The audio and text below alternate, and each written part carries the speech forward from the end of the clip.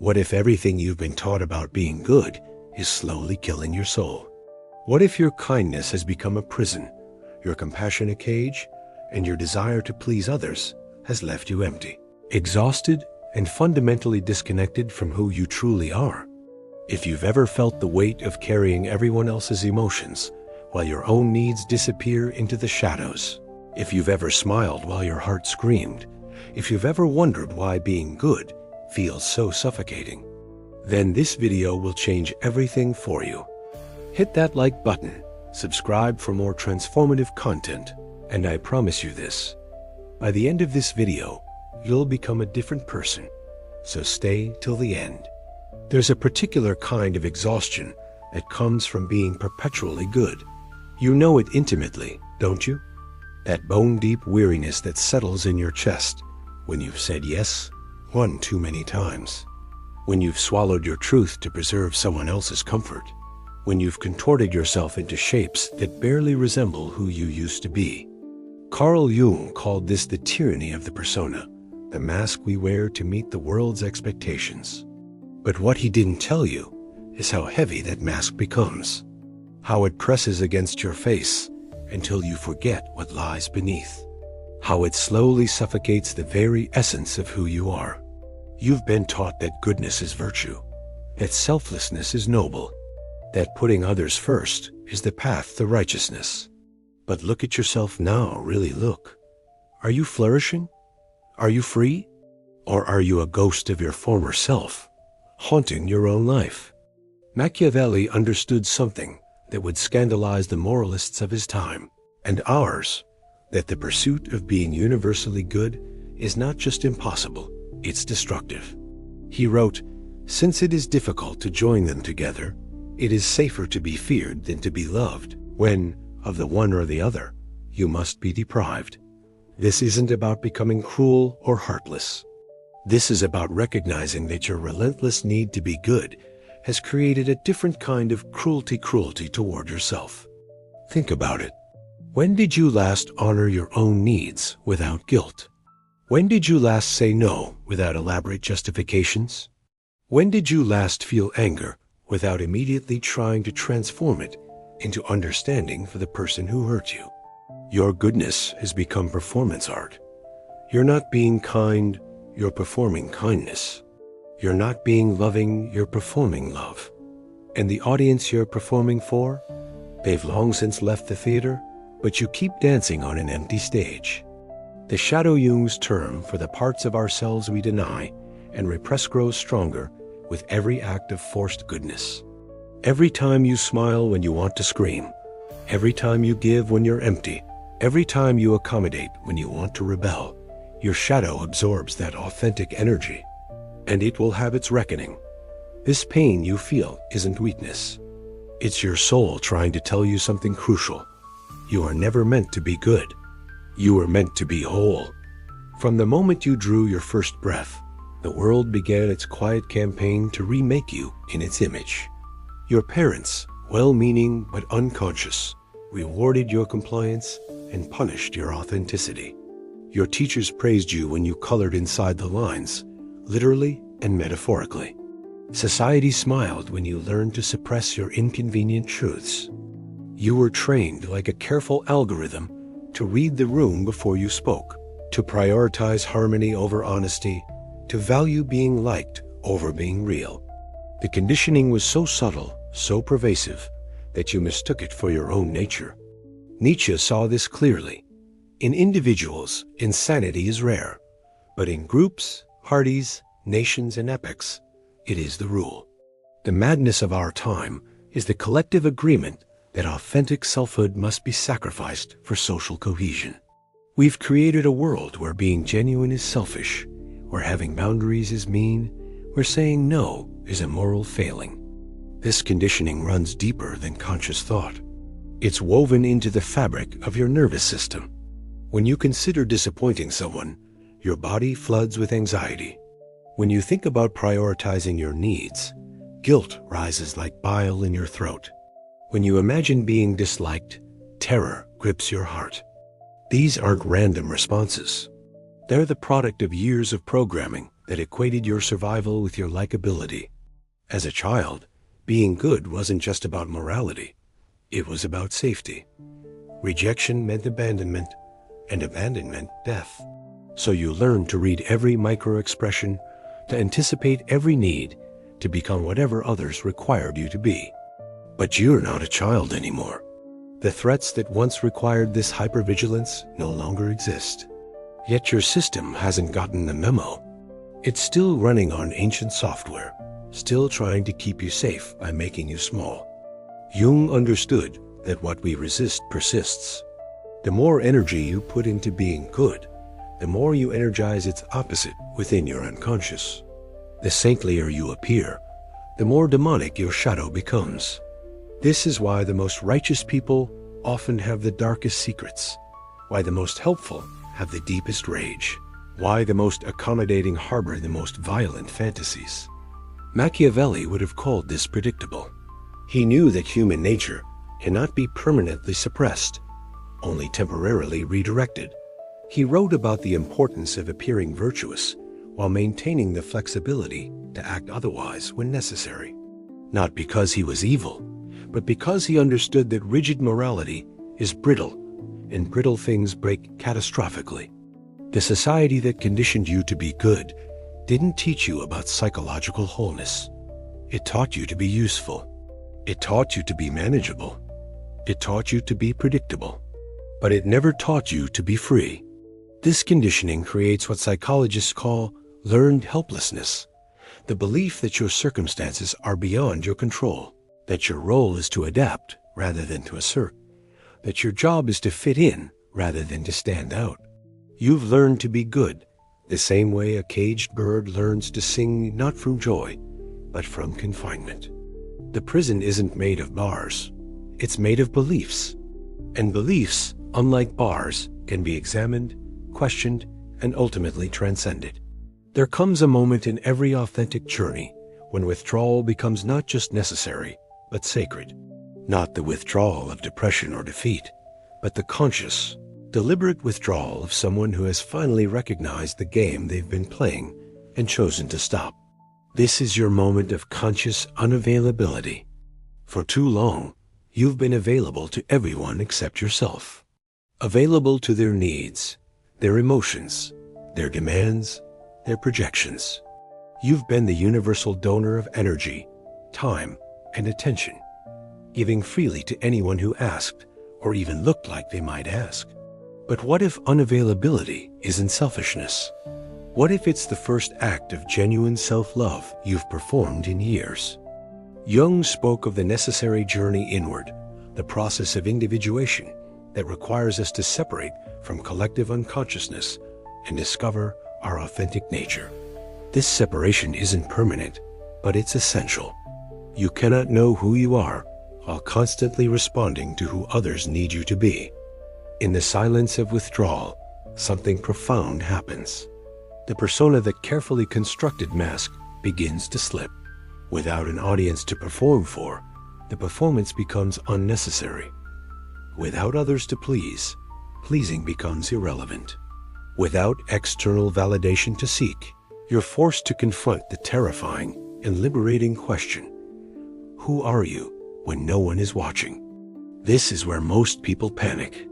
This is where they reach for their phones, their obligations, their busyness, anything to avoid the uncomfortable intimacy of their own company. But you're different now. You're choosing to stay with the discomfort because you understand that on the other side of this discomfort lies freedom.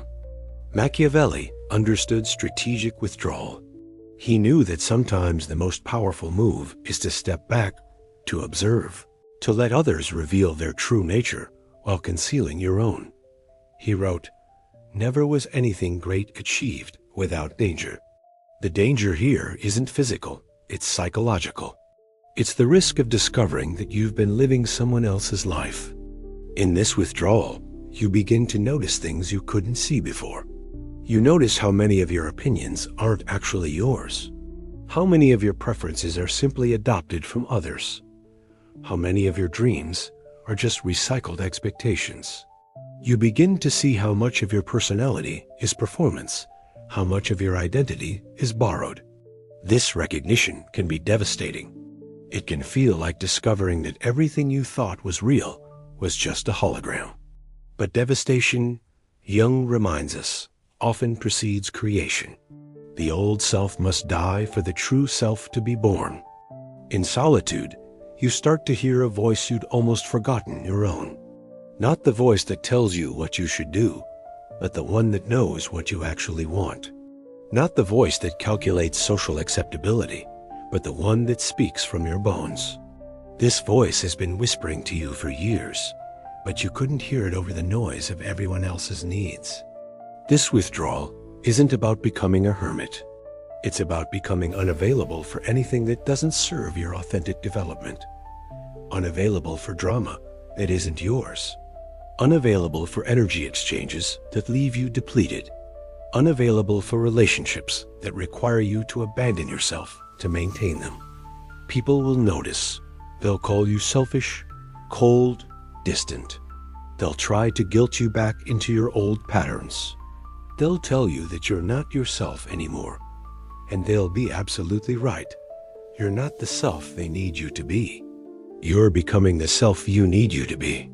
This is the beginning of psychological sovereignty, the recognition that your inner world belongs to you and you alone. In the crucible of conscious withdrawal, something miraculous begins to happen.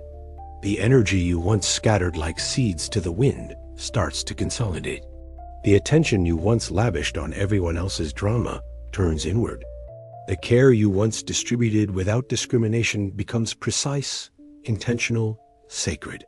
This is not the power that dominates others. This is the power that liberates yourself. Jung understood true power comes from integration, from making conscious what was unconscious, from owning what we had projected. When you stop trying to be universally good, you reclaim the energy that was locked in maintaining that impossible standard. When you stop performing kindness, you discover what genuine kindness actually feels like. When you stop forcing love, you understand what real love requires. Machiavelli wrote, "The lion cannot protect himself from traps, and the fox cannot defend himself from wolves. One must therefore be a fox to recognize traps, and a lion to frighten wolves." You're learning to be both cunning enough to recognize the traps of false goodness, and fierce enough to defend your authentic nature. This integration process is what Jung called the union of opposites. You're not becoming bad, you're becoming complete. You're not abandoning goodness. You're choosing it consciously rather than compulsively. You're not becoming selfish. You're becoming self-aware. The shadow that you spent so much energy repressing, it contains not just your darkness, but your power. The anger you weren't allowed to feel holds your capacity for appropriate boundaries. The selfishness you were taught to despise contains your ability to prioritize your own growth. The cruelty you fear in yourself might actually be your discernment trying to emerge. Nietzsche spoke of the Bermensch, not a superior being who dominates others, but one who has mastered themselves. Someone who creates their own values rather than inheriting them. Someone who says yes to their full experience rather than editing themselves for social consumption. This is what you're becoming, not through force, but through fierce self-acceptance. Your energy, once leaked through countless micro-betrayals of yourself, begins to accumulate. People start to notice something different about you. Your presence becomes more magnetic, not because you're trying to attract anyone, but because you're no longer trying to be someone you're not. Authenticity has its own gravitational pull. You start to make decisions from your center rather than from your periphery. Where once you would have asked, "What will people think?" Now you ask, "What do I actually want?" Where once you would have calculated social cost, now you calculate energetic truth. Where once you would have chosen harmony, now you choose integrity. This doesn't make you heartless, it makes you honest. It doesn't make you uncaring, it makes your care precise and powerful rather than scattered and depleting. It doesn't make you isolated, it makes your connections authentic rather than performed. The relationships that can't survive your authenticity weren't relationships at all, they were transactions. The people who leave when you stop being endlessly available were never truly with you. They were with their projection of who they needed you to be. This isn't loss. This is liberation. You begin to understand what Lao Tzu meant when he wrote, "The best leaders are those the people hardly know exist." The next best is a leader who is loved and praised. Next comes the one who is feared. The worst one is the leader that is despised. You're learning to lead your own life from that first category: present, but not performing; influential, but not intrusive; powerful, but not pushy. This is the alchemy of authentic power, transforming the lead of people-pleasing into the gold of genuine presence, the base metal of external validation into the precious substance of self-respect, the fool's gold of universal acceptance into the real treasure of selective, meaningful connection. Now comes the question that will haunt you in the most beautiful way possible. The question that will follow you into your dreams and wake you up in the middle of the night with its urgency. A question that will reshape every relationship, every decision, every moment of your remaining life. Who are you when you're not trying to be good? Sit with this question. Don't rush to answer it. Let it move through you like water through stone, slowly, persistently, transformatively. This isn't a question your mind can solve. It's a question your soul must answer through lived experience. Who are you when you're not calculating your impact on others' emotions? Who are you when you're not managing their reactions to your authenticity? Who are you when you're not translating your truth into more palatable versions? Who are you when you strip away the elaborate costume of goodness you've been wearing for so long that you forgot it was a costume? This question is terrifying because it implies that the person you've been might not be the person you are. It suggests that the life you've built might be constructed on a foundation that was never truly yours. It whispers the possibility that everything you thought you knew about yourself might be elaborate fiction. But this question is also liberating beyond measure. It's the key that unlocks the prison of perpetual performance. It's the doorway through which your authentic self can finally step into the light. It's the beginning of a conversation between who you've been and who you're becoming. The answer doesn't come all at once. It comes in moments of spontaneous laughter that surprises you with its depth. It comes in sudden clarity about what you will and won't tolerate. It comes in the discovery of preferences you didn't know you had, opinions that feel dangerous and alive, desires that have nothing to do with anyone else's approval. You start to notice what energizes you versus what drains you, and you're shocked to discover how much of your life has been spent in the draining category. You start to pay attention to your body's wisdom, to the way your chest opens around certain people and contracts around others, to the way your energy expands in some environments and shrinks in others. Jung believed that the privilege of a lifetime is being who you are. But first, you have to discover who that is. And discovery requires exploration of territories marked forbidden by your conditioning. Maybe who you are when you're not trying to be good is someone who speaks directly instead of diplomatically.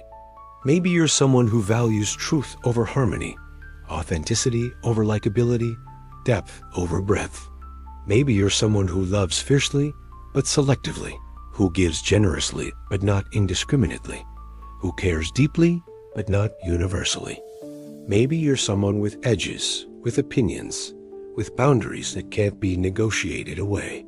Maybe you're someone who says no more often than yes, who disappoints people regularly but authentically, who chooses quality over quantity in every aspect of life.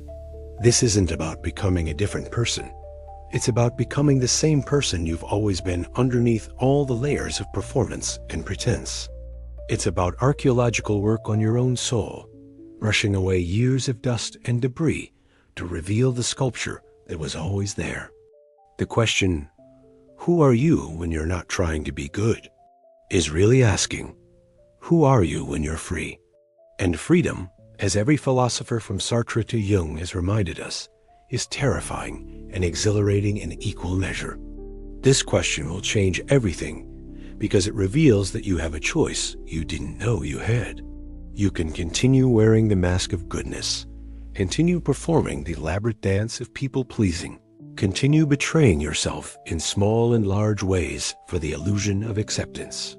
Or you can choose the harder, more honest path of authentic self-expression. The choice is yours. It always has been. You just forgot you had it.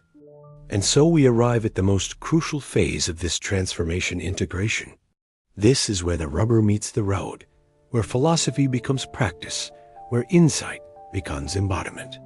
This is where you take everything you've discovered in the sanctuary of your withdrawal and begin to live it in the complexity of your daily existence. Integration doesn't mean becoming perfect. It means becoming whole. It means no longer splitting yourself into acceptable and unacceptable parts, but learning to honor the full spectrum of your humanity.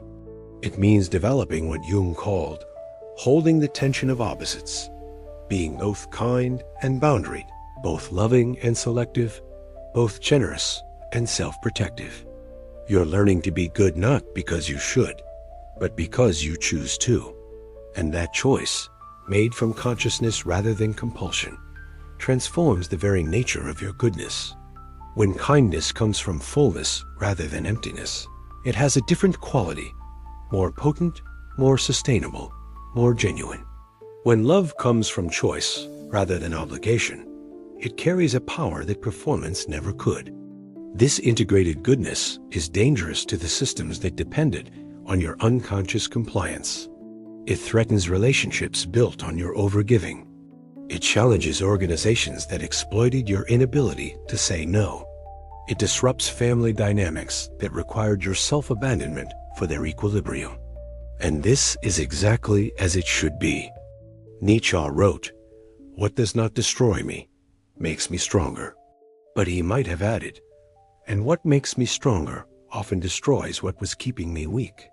Your authentic emergence will destroy some things: toxic patterns, inauthentic relationships, false identities. This destruction isn't cruelty, it's liberation.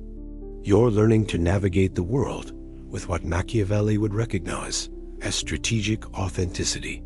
You're not sharing your truth indiscriminately, you're sharing it wisely. You're not being honest as a weapon, you're being honest as a gift to those who can receive it. You're not abandoning goodness, you're making it conscious, intentional, powerful. This integration requires daily practice. Every morning, you wake up and choose authenticity over performance. Every interaction becomes an opportunity to practice being real rather than being liked. Every decision becomes a chance to honor your truth rather than manage others' comfort with that truth. Some days, you'll slip back into old patterns. You'll catch yourself people-pleasing, performing, abandoning your needs for others' comfort. This isn't failure, this is human. The difference now is awareness. You notice the slip. You feel the energetic cost.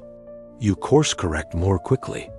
You're developing what I call compassionate ruthlessness, the ability to be kind while being uncompromising about your boundaries, to care without being consumed, to love without losing yourself. This isn't coldness, it's the warmth of someone who has learned to keep their own fire burning.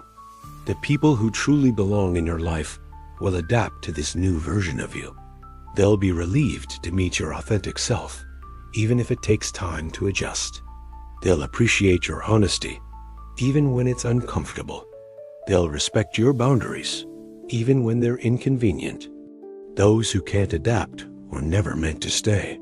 Their departure, though it may hurt, creates space for relationships that can hold the fullness of who you are. You're becoming someone who can be trusted, not because you always say yes, but because when you say yes, you mean it. Not because you never disappoint anyone, but because your commitments come from authenticity rather than obligation. Not because you're perfect, but because you're honest about your imperfections. This is the ultimate lesson from Machiavelli that moralists never understood. True virtue comes not from rigid adherence to external rules, but from the flexible wisdom to respond authentically to life's complexity. Sometimes kindness serves. Sometimes firmness serves. Sometimes withdrawal serves. The art is knowing which, when, and why. You're not trying to be a good person anymore. You're learning to be a real person. And real people, in their wholeness and complexity, their light and shadow integrated, their authenticity lived rather than performed real people, change the world simply by refusing to pretend anymore. The question isn't whether you're good enough. The question is whether you're brave enough to be exactly who you are in a world that profits from your pretense. The answer, if you've come this far, is yes. Your journey from performance to presence, from people-pleasing to authenticity, from goodness as prison to goodness as choice, this journey is the most radical act of self-love you can perform. It's also a gift to everyone around you, because authentic people give others permission to be authentic too. Stop trying to be a good person. Start being a real one. The world is waiting for exactly who you are when you stop trying to be someone else.